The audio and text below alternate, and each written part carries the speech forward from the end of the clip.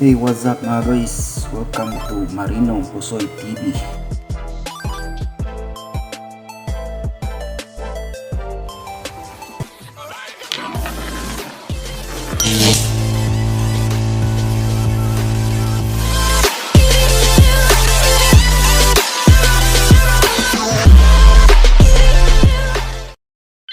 Hey, what's up mga guys? Dito sa vlog natin, ipakita natin paano ang kinagisnan na ginagawa na isang OS o isang marino dito sa barko. Lalo-lalo na nakadry dock kami. Ang ginagawa pala natin ito mga guys, pinitupinturahan natin yung tapos na tiniktikan ng mga kalawang. Kaya makita nyo dito sa video mga guys na nagpintura ako sa sa natapos na tinitikan ng mga kalawang. Pero dito sa amin, sa barko namin, lalo na nakadry dock, ito lang talagang ginagawa namin mga as always life.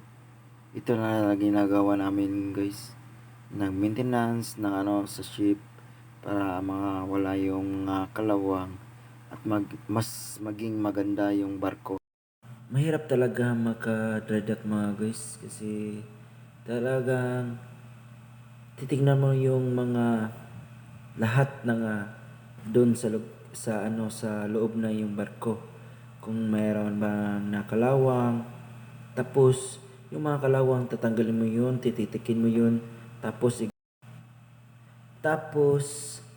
yung lahat na tinitikan na at tapos na nagrideran. Talagang susundin mo yun, tapos pinupinturahan mo para maging maganda yung barko nyo at mawala yung mga kalawang na sa barko nyo. Dito sa vlog na to, sinishare ko lang kung ano yung ginagawa ko dito sa barko. Tapos hindi ko naman alam kung ano yung sa iba, 'di ba? Kasi ako, interelan lang ako. Hindi ko alam yung mga ginagawa doon sa international kapag naka-dry dock sila. For this vlog, meron silang makukuha na kunting kaalaman, lalo-lalo na sa kumukuha ng kursong base immunity o yung Bachelor of Science Maritime Transportation.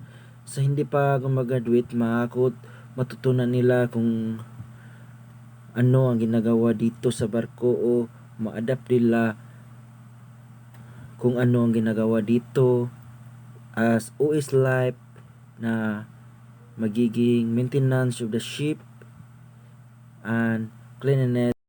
Sana sa lahat ng kumukuhang kursong ito may makukuha na kunting kaalaman kung ano ang ginagawa dito sa barko, lalo-lalo na naka-dry dock kami. Thanks for watching mga guys. Please follow my YouTube channel, Marinong Pusoy TV.